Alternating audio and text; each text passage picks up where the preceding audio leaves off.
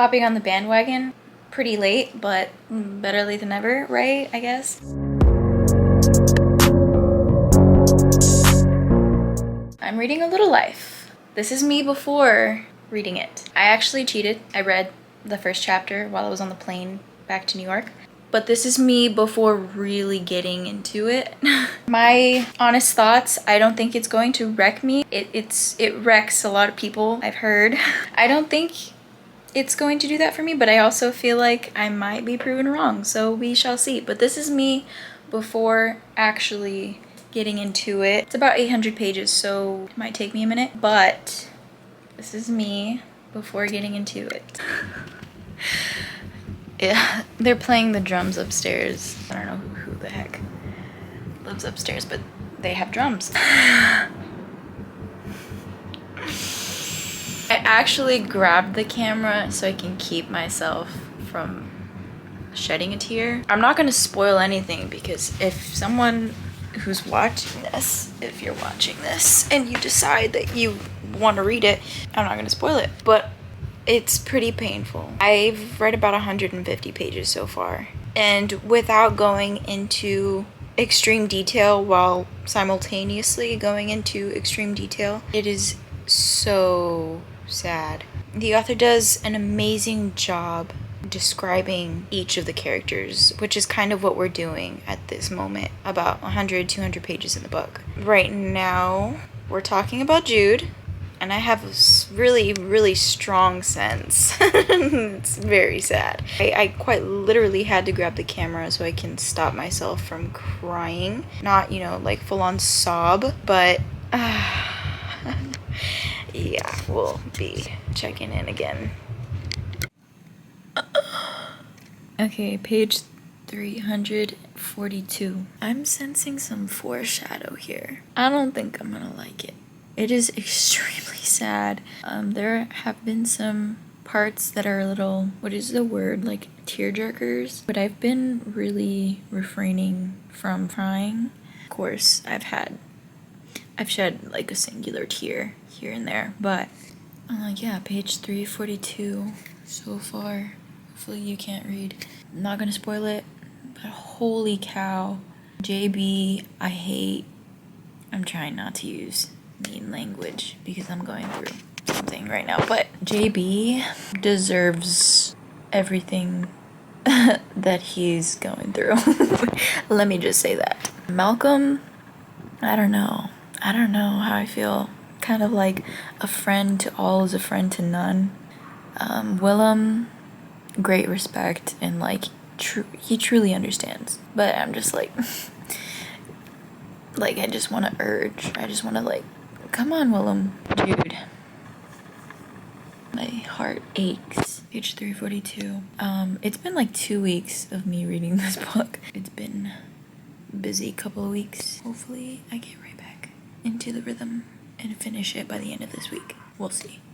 But yeah, check in later.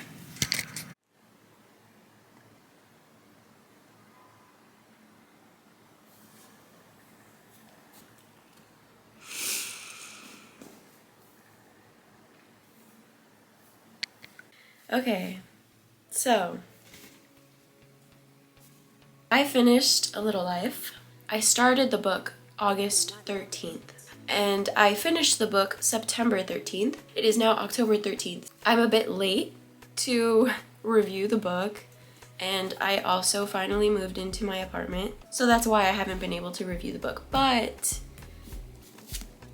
I don't think it's going to wreck me. It wrecked me. I don't know what I was thinking, that it wasn't going to wreck me. I will be thinking about this book for the rest of my life, to be honest. It's like a core memory for me now. It's almost like I did live through the book. It really just like dragged me through the gutter. I think you should look up the triggers and see if you are in a state where you're able to read this book. Otherwise, I wouldn't recommend reading it. The book basically has no plot. There's no chronological sequence. There are no specific dates. The author pretty much just uses memories to refer to a specific time. I would say the writing is great. There were some parts where I got a little bit bored because I felt like it was unnecessary, but in the grand scheme of things, it kind of was. Don't get me wrong, this book is not boring. This book is just very, like, it keeps dragging and you think that it could possibly get better. Anything good that happens in the book is just like stabbed and immediately. For any moment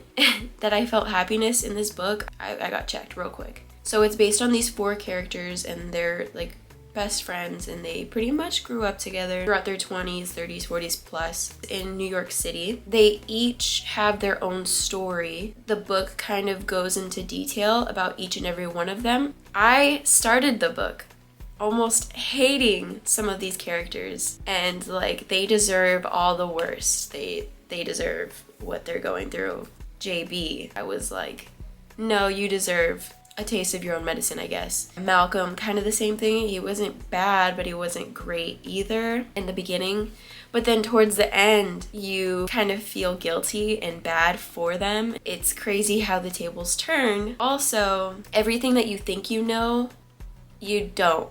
There's so much more to it, and I'm not even explaining this book right.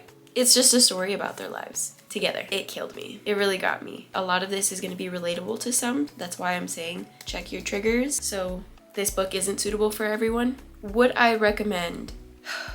It depends. Honestly, I would say yes. I think that this is a great book to read in school in like the curriculum. However, it is a very long book. It's about 800 pages. Yeah, my book has 814 pages.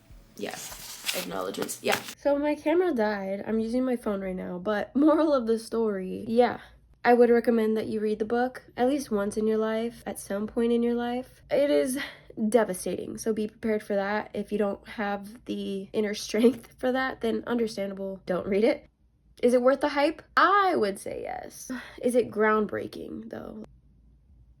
Yes, but then again, if I'm questioning it, maybe not. I would say yes. Like, it's a pivotal moment. I would recommend that you read it. But yeah, love you.